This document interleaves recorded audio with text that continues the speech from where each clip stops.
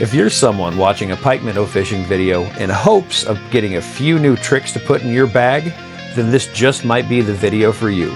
But first, I'm going to need an attitude adjustment.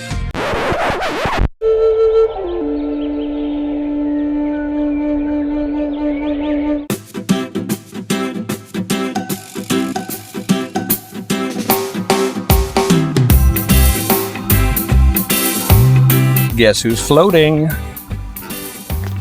Okay, so I'm obviously feeling much better at this point, and I am filled with gratitude for the kindness of strangers with air compressors.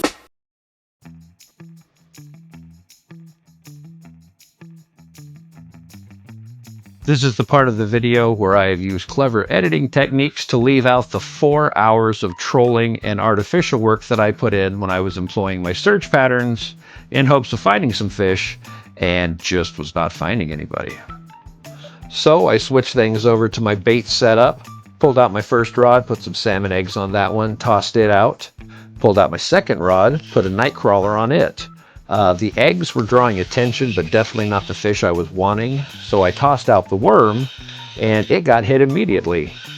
It was very exciting. Good bite, set the hook, felt some weight. Could be my first fish of the trip. But as it got closer, I realized perhaps not. So I rebaited the first rod with a piece of salmon gut this time, tossed it out, got action, and it was a fish actually big enough to set the hook on, but it wasn't big enough to keep. That is not the right size. Now, for the first 4 to 6 weeks of most seasons, I will concentrate specifically on the mouths of tributaries and sloughs that I know hold spawning fish, because those pikeminnow will stage out in the mouths of these tributaries before they make their spawning run, so you can sometimes find large amounts of fish stacked up in the mouths of tributaries. Problem is, if you're there and you're only catching small fish, lots of times it means the spawn has started and the bulk of the larger fish have already gone upriver. And I'm not saying that's a bad thing, I'm just saying that's a very good piece of information to have when you're trying to decide where you're going to target these fish. And since my second fish of the day was also short, I was beginning to suspect that the spawn had started. Well, guess I lied. He's 9 1/4.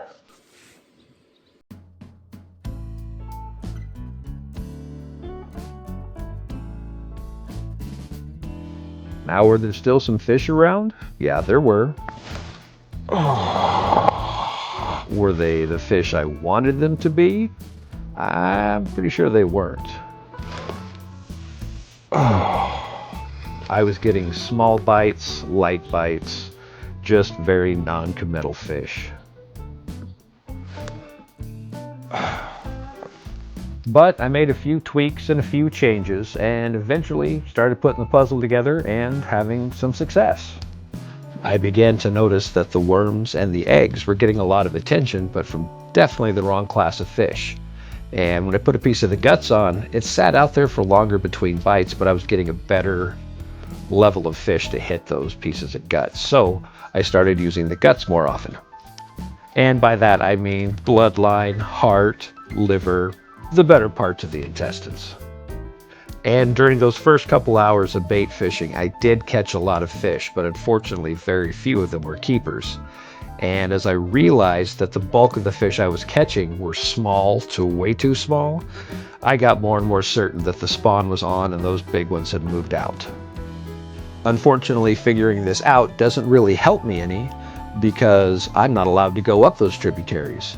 We have restraints put on us as fishermen by the sport reward fishery to keep us basically on the main stem of the Columbia. We are only allowed to go 400 feet up from the mouth of the tributaries. But the slough systems can be fantastic when this spawn is on, because a lot of the sloughs also will hold spawning pikeminnow. So it just lets me know that tomorrow I'm going to have to go check out some different water.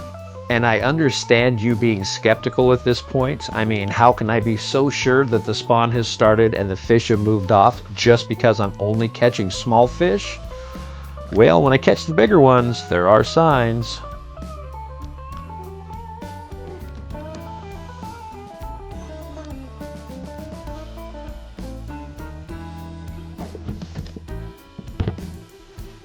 So after getting that fish in the cooler, I washed myself up, baited back up, got back to fishing. And the next hour or so was kind of interesting. The small fish kind of moved out. The bites were a little fewer and farther between, but I actually caught 7 or 8 keepers in a row at this point, which was a glorious change after several hours of just getting dinks. Interestingly enough, these were all just carbon copies of each other. They were running about 10 inches, and when I say they were in spawning phase, they were spawning.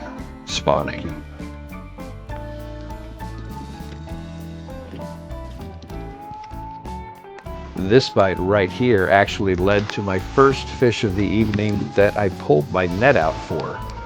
Probably wasn't necessary. He was only about 13 or 14 inches, but after the evening I'd had... Here we go. Here we go.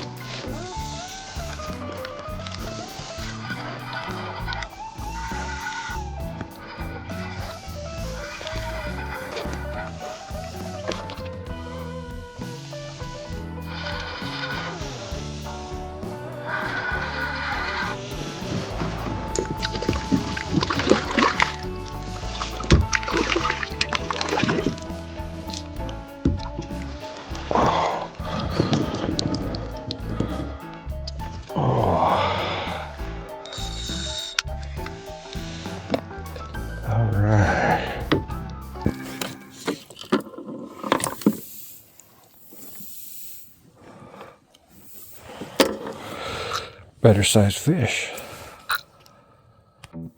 Now, I did catch a couple of nicer fish at this point, but in no way should you assume that the little fish are gone just because the big fish have moved in.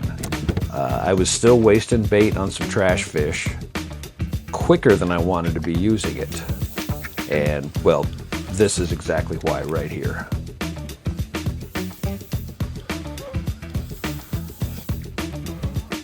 Home species. Around this time, I had run out of the good bait and was back to using just eggs and worms.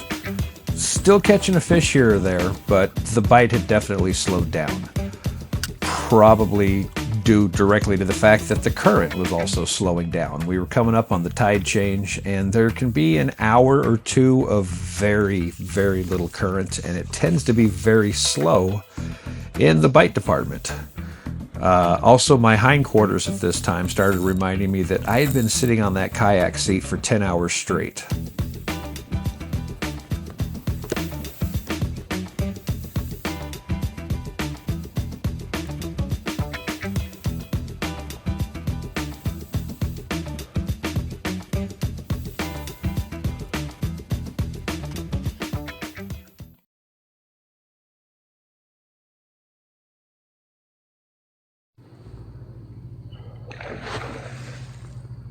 Yeah, I know, by itself, that was not a terrifying noise. But keep in mind, it's been dark for 3 hours. I have not really heard any noise that I couldn't identify in that time, and this was a sudden splash just to my right. The video never really worked out. It was just a family of otters. It was 2 adults and 3 young ones. But still, not knowing they were there, it was kind of terrifying.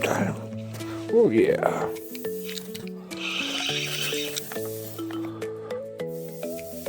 Another thing I have done this evening that I think probably helped me out was when I'm getting predominantly smaller fish and light bites, not real aggressive fish, I'd like to go down a hook size and down a line size from what I would normally use. So at this point, I believe I had on a size 6 octopus hook and 4-pound test leader.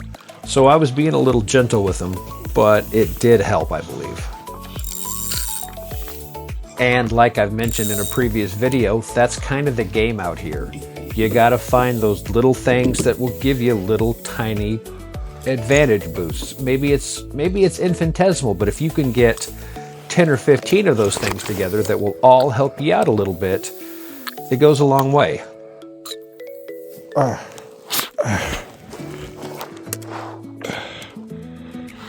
'Tis the season. Now, I told myself that this was going to be the last of the bait for the night, and when it was done, I was calling it a night. And I don't know why we as fishermen lie to ourselves, but rarely does that ever actually hold true. So, after a little bit, I blew through all those eggs and actually went back to night crawlers for a bit and started catching a whole bunch of the wrong fish. So, I decided once that bait was done that it was time to call it a night.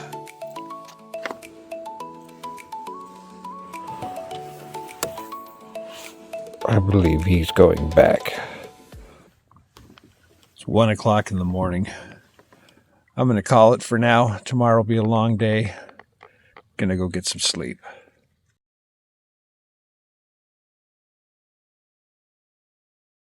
Now, unfortunately, I didn't actually capture this on camera. I didn't know I needed the camera running to put away my gear. But I got everything packed and stowed away. And I turned around and grabbed my anchor rope to pull up the anchor. And the first pull of the anchor apparently startled the beaver that was sitting right at the back of my kayak. And he did one of his somersault tail slaps. And if you've never heard a beaver slap his tail in fear or anger, it's kind of like a gunshot going off. He was close enough that the water actually sprayed me from his tail. And I had a heart attack. And this was kind of a treat when I got home and started editing this video. You may be noticing all the bats flying around. Well, unless they were really close, I couldn't actually see them with my naked eye, but the camera was picking them up. So you actually can see that there's quite a few bats out working the surface of the water. I knew they were there because my fishing line constantly gets run into. So every 2 or 3 minutes you think you're getting a bite and it's just a bat hitting your line. It's another fun benefit of night fishing.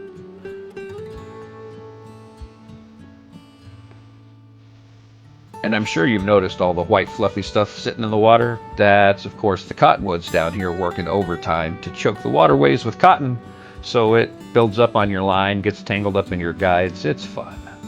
And in case you were curious how much light that little flood on the front of my kayak actually puts out, a lot. The answer is a lot. And it's always nice when you can get close enough to see the marina lights and know that you're almost back to dry land. It's a little disheartening because I know I got to spend a lot of time unpacking the kayak, and it's not always easy to get 150 pounds of kayak up on the roof of the car. But again, dry land, stretch your legs, good stuff's coming. So after a really good stretch and a sprint to the restroom, it was time to go peek at the fish and see how the evening had treated us.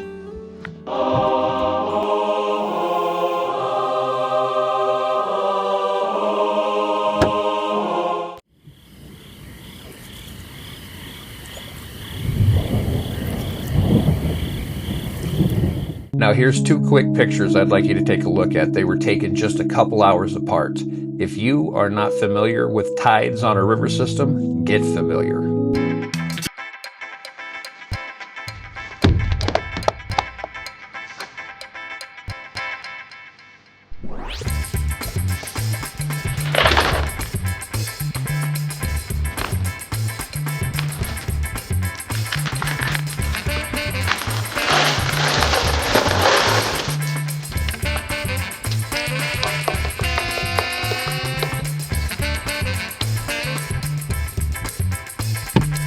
$14.